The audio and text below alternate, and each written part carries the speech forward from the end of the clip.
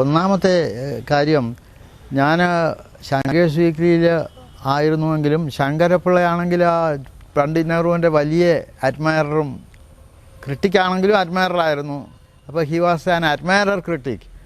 ഞാൻ 2 കൊല്ലം കൂടി ഇരുന്നിരുന്നുവെങ്കിൽ എനിക്ക് അവിടെ ഇരിക്കാൻ സാധിക്കുമായിരുന്നില്ല. എന്താണെന്ന് വെച്ചാൽ ഈ ചൈനയുമായിട്ടുള്ള റിലേഷൻസ് മോശമാവുകയും നമുക്ക് ടെറിട്ടറി നഷ്ടപ്പെടുകയും എല്ലാം ചെയ്ത് കഴിഞ്ഞപ്പോൾ ഞാൻ നെഹ്റുവിനെ ഒന്ന് റീഅസസ് ചെയ്യുകയും അപ്പോൾ നെഹ്റുവിൻ്റെ വാല്യൂ മുമ്പത്തെ അത്ര ഇല്ലയെന്ന് കാണുകയും ചെയ്തിട്ടുണ്ട്. അപ്പോൾ ഞാൻ നല്ലോണം ഒരു ക്രിട്ടിക് ഓഫ് നെഹ്റു പലതും ചെയ്തത് ശരിയായില്ല. അത് he could even have resigned for failure to protect our frontiers.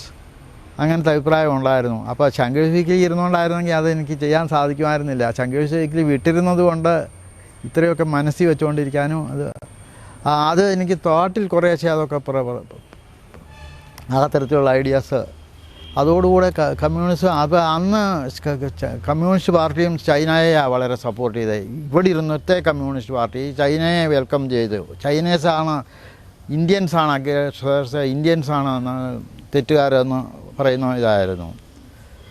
അപ്പോൾ അതെല്ലാം കൊണ്ടും എനിക്ക് പിന്നെ കമ്മ്യൂണിസത്തിനോട് അത്രയും അടുക്കണമെന്ന് തോന്നിയില്ല. എന്തൊക്കെ വന്നാലും നമുക്കൊരു option, my country right or wrong, അതാണ് മാവോയുടെ മൈ കൺട്രി. ചൈന അതാണ്. അപ്പോൾ ഒരുമാതിരി എല്ലാ രാജ്യങ്ങളും അങ്ങനെയാണ്. അപ്പം നമ്മളും അത് ആകേണ്ടിയിരുന്നു.